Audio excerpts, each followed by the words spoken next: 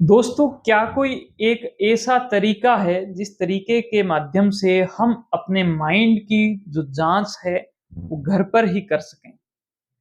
ये सवाल अक्सर मुझसे पूछा जाता है और बहुत सारे लोग जो है मेरा जो आंसर है उससे वो संतुष्ट भी होते हैं। तो क्यों ना आपके साथ में भी ये बात शेयर की जाए कि एक ऐसा तरीका मैं आपको बताना चाहता हूँ, उस तरीके के साथ में उस वो तरीका कैसे काम करता है?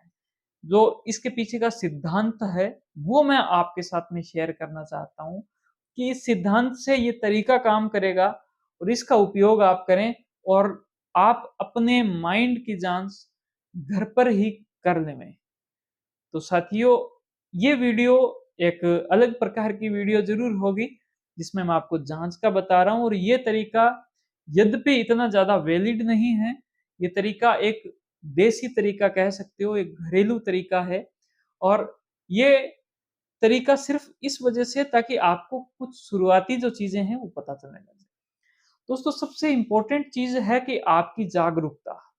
कि आपकी जो जागरूकता है वो मानसिक समस्याओं के लिए कितनी है, वहाँ से चीज़ें पकड़ में आना शुरू हो जाती है। जिसमें हम डिप्रेशन के सिम्पटम्स बताते हैं, एंग्ज़ायटी के सिम्पटम्स, पैनिक के सिम्पटम्स, ओसीडी के सिम्पटम्स, फोबिया के सिम्पटम्स। लेकिन इसके अलावा एक सैद्धांतिक तौर पर कुछ इस प्रकार से है कि आपके आस-पास में बहुत सारी जो घटनाएँ होती हैं, जैसे एक घटना हुई कि ये जो माउस है, वो मेरे हाथ से गिर गया। ये एक घटना हुई या फिर ये माउस किसी बच्चे ने इसको गिरा दिया, ये घटना हो गई। या फिर ये यूँ हुआ कि ये जो माउस था, ये गलती से किसी का हाथ लग गया, कोई गलती से ये टेबल से नीचे गिर गया। ऐसी बहुत सारी घटनाएँ हो सकती हैं।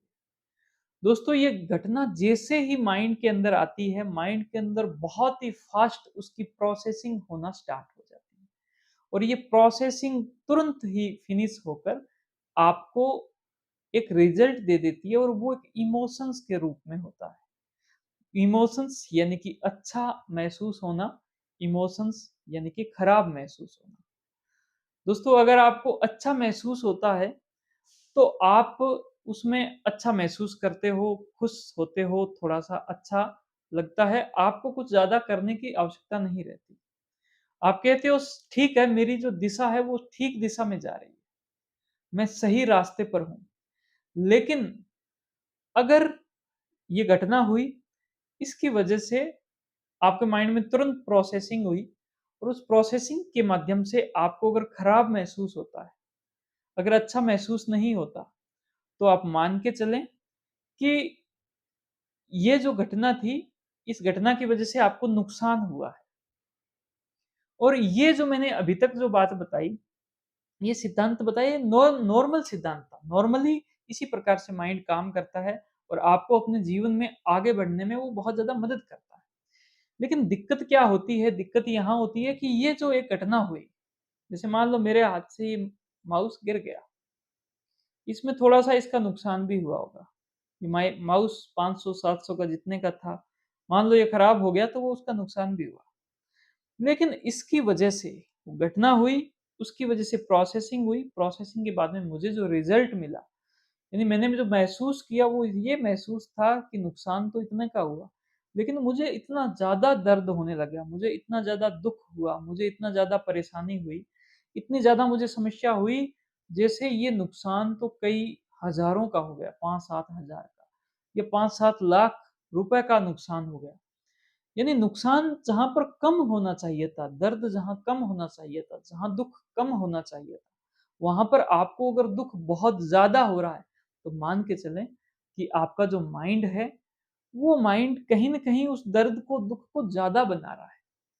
और यहीं से निकल के आता है एक ऐसा फ़ॉर्मूला, जो फ़ॉर्मूला आपको अपने माइंड की न केवल समझ देता है, उसको ठीक करने में भी मदद करेगा।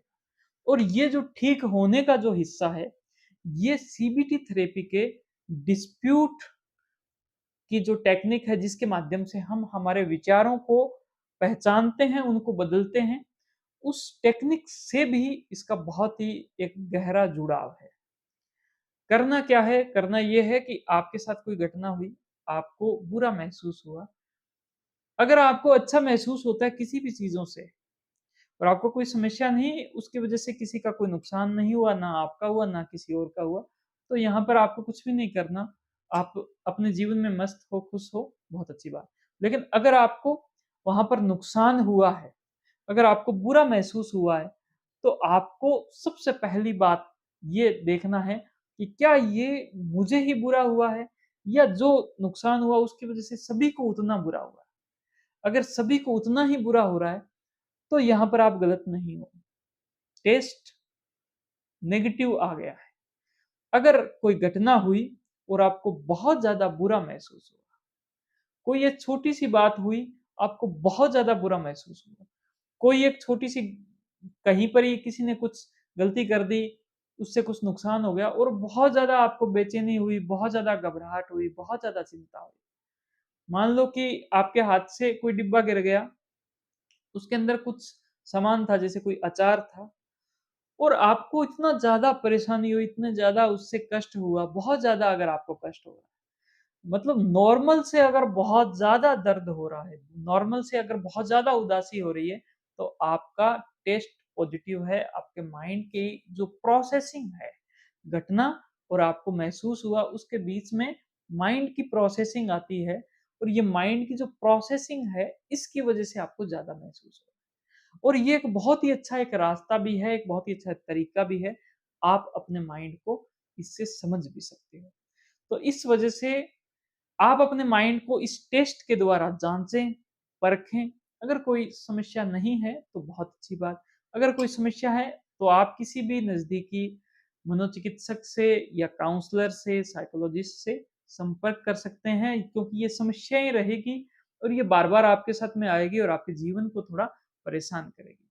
आप अगर किसी बड़ी समस्या से गुज़र रहे हो, डिप्रेशन, एंग्ज़ायटी से काफ़ी लंबा टाइम हो गया और आप एक थेरेपी के माध्यम से, सीबीटी थेरेपी के माध्यम से उसको ठीक करना चाहते हो, तो हमने एक पूरा कोर्स लॉन्च कर रखा है जिसका नाम है सीबीटी थेरेपी एडवांस और ये mind care digital mind care India की जो वेबसाइट है, इसी वीडियो के साथ में उसका लिंक दिया, वहाँ से आप ये कोर्स भी ले सकते हो। आपका बहुत-बहुत धन्यवाद। आपको ये वीडियो अच्छी लगी, इसको लाइक करें, अपनी बातों को कमेंट करें और इसको ज़्यादा से ज़्यादा शेयर करें। बेल आइकन दबाएँ, चैनल को सब्सक्राइब करें और मेंबरशिप जॉइन कर सकते हैं, वो विशेष तौर पर जो हिस्टीरिया के जो पेशेंट्स हैं, उनके लिए। बहुत-बहुत धन्यवाद। Thank you. जय हिंद, जय भारत।